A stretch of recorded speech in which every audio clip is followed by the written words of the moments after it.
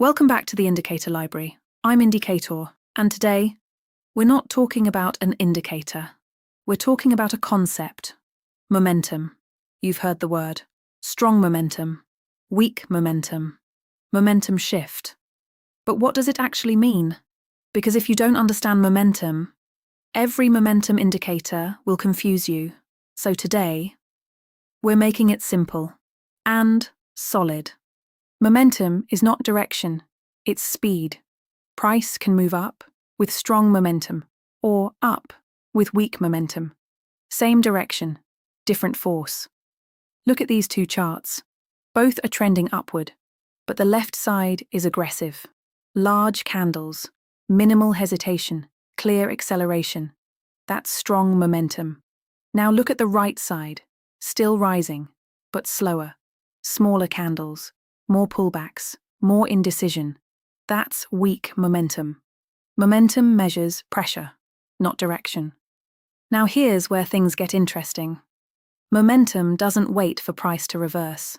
It slows first. Look at the left side. Strong bullish expansion, large bodies, strong closes.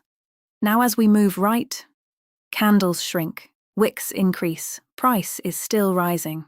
But the force behind the move is fading. That's the shift. Momentum weakens before structure breaks. So how do traders measure momentum? They use momentum oscillators. These indicators measure rate of change. When price accelerates, momentum rises. When price slows, momentum flattens. Notice here, price is still rising, but the oscillator peaks first. Then it rolls over. Momentum reacts to force. It doesn't predict direction. It measures speed. So, if momentum measures speed, how do different indicators calculate it? There isn't just one momentum tool, there are several.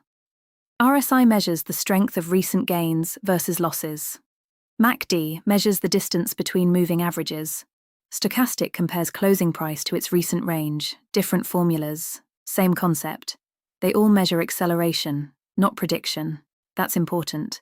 Because once you understand what they measure, you stop treating them like signals and start using them as context. Now the shift becomes clearer.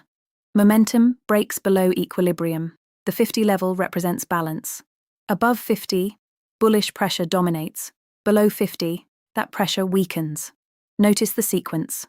Momentum slows, then it rolls over, then it breaks below 50.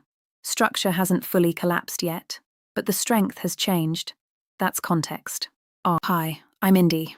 Let's bring this together. Momentum is speed, trend is direction. They are not the same thing. Strong momentum means conviction. Weak momentum means hesitation. And when momentum slows, it usually happens before structure breaks. Momentum is not a signal. It's context. Understand momentum, and every indicator becomes clearer. Structure first, momentum second. Make sure you subscribe and explore the rest of the indicator library. We're building real understanding here, step by step, and I'll see you in the next one.